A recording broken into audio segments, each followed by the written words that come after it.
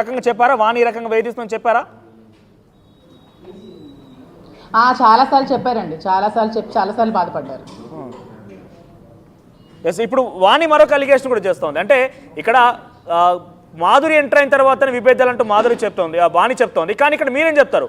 అంటే వీరిద్దరి మధ్య కక్ష మీరు ఎంటర్ అవ్వడం కారణంగానే ఉంది, అంతకు ముందు కూడా అది ఉండేది. అంటే అందరి ప్రజలకి నేను ఒకటే చెప్పాలని కోరుకుంటున్నాను, వాణి చేసిన రచ్చ ఇది. ఆవిడ నిజంగా నేను 2 years నుంచి అక్కడ ఉన్నానంటే అప్పుడే ట్రెస్ పాస్ చేసి ఇంట్లోకి రావచ్చు. నేను అక్కడ ఉన్నానంటే అప్పుడు ఎప్పుడూ లేనిది ఇప్పుడు వచ్చిందంటే ఇదంతా రాజకీయంగా, ఇదంతా ప్లాన్, ఒక పొలిటికల్ డ్రామా ఇది. మొన్నటి వరకు పార్టీ అలా ఉంది, ఇప్పుడు పార్టీ పోయింది కాబట్టి, మాకు పార్టీ లేదు కాబట్టి, సపోర్ట్ లేదు కాబట్టి ఇలా ఒంటరిగా ఉంటుంది, ఎవరు సపోర్ట్ చేయరు, పార్టీ లేదు కాబట్టి పోలీస్ సపోర్ట్ ఉండదు, ఎవరు పొలిటికల్ సపోర్ట్ ఉండదు, నిరాధార వైపు ఉంటుంది అని చెప్పేసి అదంతా ఒక రాజకీయ కుట్ర అనమాట. లేకపోతే 2 సంవత్సరాల నుంచి శ్రీని గారితో ఉంటున్నాను ఎలిగేషన్ చేసినాడు, 2 సంవత్సరాల క్రితమే వచ్చి నన్ను అడగాలి నువ్వు ఎందుకున్నావని. నాకు అప్పుడే ట్రెస్ పాస్, నేను ఎలాగైతే గోడలు బద్దలు కొట్టుకొని ఇంట్లోకి వచ్చావా 2 years ముందే గోడలు బద్దలు కొట్టుకుని నేను ఉన్నప్పుడు వచ్చి నన్ను తరిమేసి నువ్వు ఉండాల్సింది, ఇప్పుడు ఎందుకు వచ్చావు? వాణి గారు, మీరు ఆర్టీవీ వేదిక ఒక విషయం చెప్పండి. మీకు దువ్వాడ శ్రీనివాసరావు గారి మధ్య ఉన్నటువంటి ఆ రిలేషన్ కి పేరేంటి? ఫ్రెండ్షిప్ అండి. He is my best friend.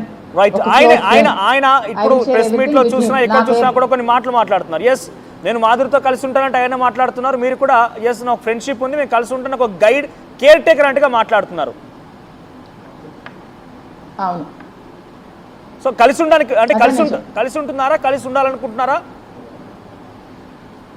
కలిసి అంటే ఇవన్నీ వచ్చాయి కాబట్టి ఎలిగేషన్స్, ఎలాగా ఫ్రెండ్లీ రిలేషన్, ఇక ఇదే ఫ్రెండ్షిప్ కంటిన్యూ చేద్దాం అనుకుంటున్నాను. Okay. So sorry to ask this, but మీకు ప్రీవియస్గా కూడా వివాహం అయింది. సో వివాహానికి సంబంధించి కూడా కొంత అనేక స్పెక్యులేషన్స్ ఉన్నాయి. డైవోర్స్ అయిందని కానీ, లేదంటే డైవోర్స్ కాలేదని కానీ రకరకాల స్పెక్యులేషన్స్ ఉన్నాయి. మీరేం క్లారిటీ? డైవోర్స్ ఏమి అవ్వలేదండి. ఈవిడ చేసిన ఎలిగేషన్స్ వల్ల వాళ్ళు నన్ను దూరం పెట్టారు. డైవోర్స్ ఏమి తీసుకోలేదు, డైవోర్స్ ఏమి అవ్వలేదు. ఎంతకాలంగా దూరంగా ఉంటున్నారు? డైవోర్స్ నోటీస్ పంపించి అవన్నీ ఆవిడ ఎలిగేషన్స్ అండి. ఓకే. ఎంతకాలంగా దూరంగా ఉంటున్నారు? అదే ఇప్పుడు చేస్తున్న ఒక 1 year గా దూరంగా ఉంటున్నాం, ఒక 1 year గా. ఓకే. అక్కడ దూరం అయిన దగ్గర తర్వాత ఫ్రెండ్షిప్ స్టార్ట్ అయింది దువ్వాడ శ్రీనివాసరావు గారితో. అలాగే 2 years నుంచి ఫ్రెండ్షిప్ ఉంది, 2 years నుంచి ఉన్నారు. నేను ఎప్పుడైతే రాజకీయాల్లోకి వచ్చినా అప్పుడే ఒక మంచి స్నేహితుడిగా ఉండి నన్ను రాజకీయాల్లో ముందుండి నడిపించి, నన్ను కూడా రాజకీయాల్లో బాగా అభివృద్ధి చెందాలని చెప్పి గైడ్ చేసి, నా పాలిటిక్స్ ఇంట్రెస్ట్ కాబట్టి ఆ విధంగా తను కూడా నన్ను గైడ్ చేశారు. సో ఇక్కడ వాణి గారికి కూడా రాజకీయంగా ఎదగాలన్న ఇంట్రెస్ట్ ఉంది. ఆవిడ కూడా కొంత ప్రయత్నం చేశారు, మీ అందరికి తెలిసిన విషయమే, ఎందుకంటే టికెట్ కోసం ప్రయత్నం చేశారు, అంతా జరిగింది. సో ఒకవేళ సొంత భార్యకి రాజకీయంగా తొక్కేసి మొగుడికి ఇచ్చిన టికెట్ లాక్కోవాలని చేసే పద్ధతి కాదండి. నీకు ఇంట్రెస్ట్ ఉంటే నీ రాజకీయంగా నువ్వు ఎదగాలి, నువ్వు ప్రజల్లోకి వెళ్ళాలి, ప్రజల మద్దతు నీకు రావాలి, ప్రజల మద్దతు నీకుందని అధిష్టానం గుర్తించాలి, అధిష్టానం గుర్తించి నీకు టికెట్ ఇవ్వాలి. అది పద్ధతి. ఇప్పుడు రాజకీయంగా అందరికీ ఉంటుందండి టికెట్ కావాలి, ఎవరికి ఉండదు. మీకు ఉండదా? మీకు ఎమ్మెల్యే టికెట్ ఇస్తే మీకు వద్దా? ఎవరికైనా కావాలి టికెట్, అంటే ఎవరికైనా కావాలి టికెట్ ఇస్తే. కానీ అది మనం తెచ్చుకోవాలి, మనం కష్టపడి. వేరే వాళ్ళది లాక్కోకూడదు, వేరే వాళ్ళ కష్టం మనం లాక్కోకూడదు.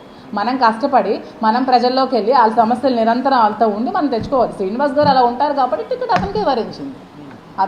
అతను క్లియర్ చిట్తో ఉన్నారు కాబట్టి అది తనకు టికెట్ ఇచ్చింది. ఈవిడ ఎన్ని చెప్పినా నమ్మలేదు, నమ్ముంటే ఆవిడకి టికెట్ ఇచ్చింది. నేను అడుగుతుంది ఏంటంటే, దువ్వాడ శ్రీనివాసరావు గారు రాజకీయంగా మిమ్మల్ని ప్రోత్సహించారు, ముందు తీసుకెళ్లారని మీరు చెప్తున్నారు కదా. ఏకంగా తన భార్య కూడా అదే ఇంట్రెస్ట్తో ఉంది. తన భార్యని కాదని మిమ్మల్ని ప్రోత్సహించడం ఎందుకు కారణం? ప్రోత్సహించడం అంటే అడుగులు నేర్పించారండి, ఏబిసిడీలు నేర్పించారు. అప్పుడే వచ్చాను కదా, ఇంకా ఏబిసిడీలు నేర్పిస్తారు. జిల్లా పరిషత్కి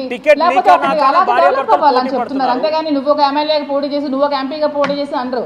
నియోజకవర్గం ఒకడే ఉంటాడు ఎమ్మెల్యే, అదే దువ్వాడ శ్రీనే ఉంటారు. దాంట్లో ఏముంది కొత్తగా అందులో చెప్పుకోవడానికి? ఓకే. సో తన భార్యకి పోటీగానే మాధురిని ముందుకు తీసుకెళ్లాడా దువ్వాడ శ్రీనివాసరావు? రాజకీయంగా ఒక మహిళ ఎవ్వరు పోటీగా తీసుకెళ్లరు, ఎందుకంటే అతనికి రాజకీయాలు అంటే చాలా ఇష్టం, అతనికి ప్రజలతో ఉండడం చాలా ఇష్టం. అతను ఎప్పుడు కూడా అతను రాజకీయంగా అతని నెత్తి మీదకి ఎదిగించాలని ఎవరిని కూడా చూడరు. అది స్వార్థం అనుకోండి, అతనికి రాజకీయాల్లో ఉన్న ఇష్టం అనుకోండి,